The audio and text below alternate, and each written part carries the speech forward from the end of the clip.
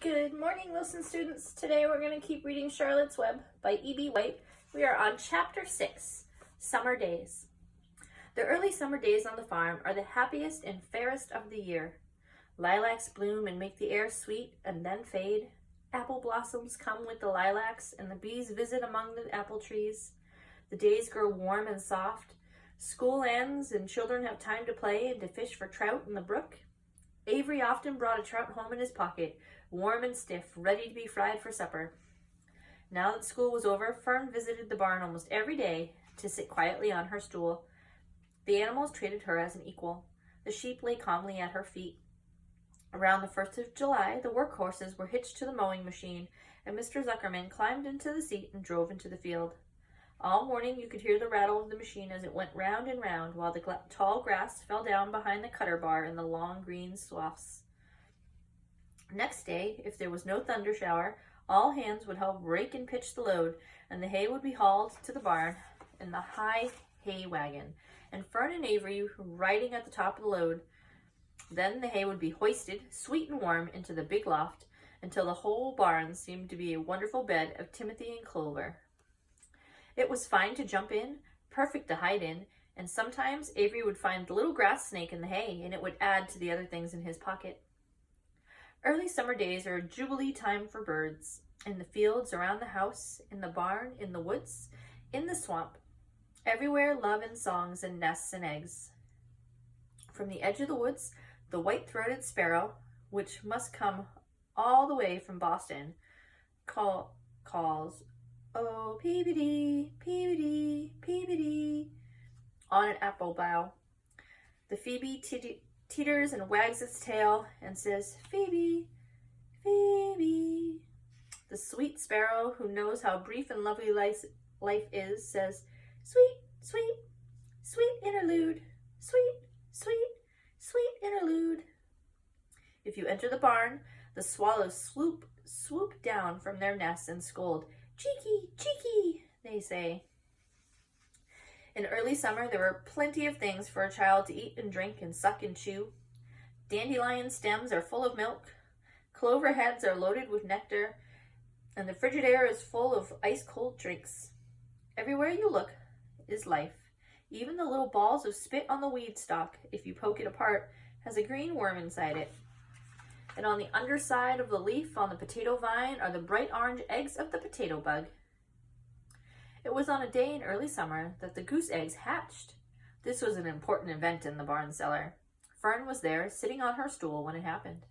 Except for the goose herself, Charlotte was the first to know that the gooselings had at last arrived.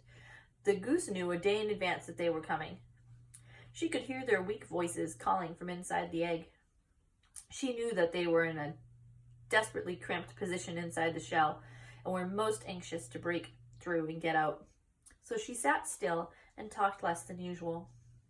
When the first gooseling poked its gray head through the goose's feathers and looked around, Charlotte spied it and made the announcement. "I am sure," she said, "that every one of us here will be gratified to learn that after 4 weeks of unremitting effort and patience on the part of our friend the goose, she now has something to show for it. The gooselings have arrived. May I offer my sincere congratulations?" "Thank you, thank you, thank you," said the goose, nodding and bowing shamelessly. "Thank you," said the gander. "Congratulations," shouted Wilbur. "How many gooselings are there? I can only see one." "There are 7," said the goose. "Fine," said Charlotte. 7 is a lucky number." "Luck had nothing to do with this," said the goose. "It's a good management and hard work." At this point, Templeton showed his nose from the hiding place under Wilbur's trough. He glanced at Fern, then crept cautiously towards the goose, keeping close to the wall.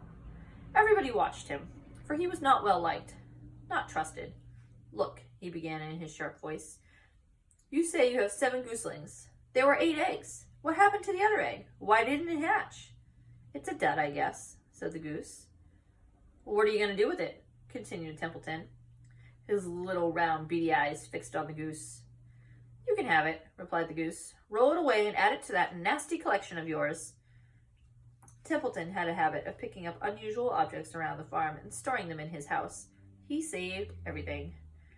Certainly, said the gander. You may have the egg, but I tell you one thing, Templeton. If I ever catch you poking your ugly nose around our gooselings, I'll give you the worst pounding a rat ever took.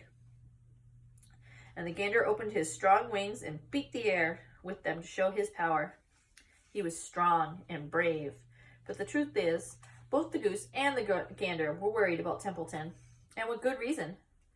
The rat had no morals, no conscience, no scruples, no consideration, no decency, no milk of rodent kindness, no compunctuations, no higher feelings, no friendliness, no anything. He would kill a gooseling if he could get away with it. The goose knew that. Everybody knew it. There's the rat. With her broad bill, the goose pushed the unhatched egg out of the nest. The entire company watched in disgust while the rat rolled it away. Even Wilbur, who could eat almost anything, was appalled. Imagine wanting a junky old rotten egg, he muttered. A rat is a rat, said Charlotte. She laughed a tinkling little laugh. But my friends, if that ancient egg ever breaks, this barn will be untenable. What's that mean? Asked Wilbur.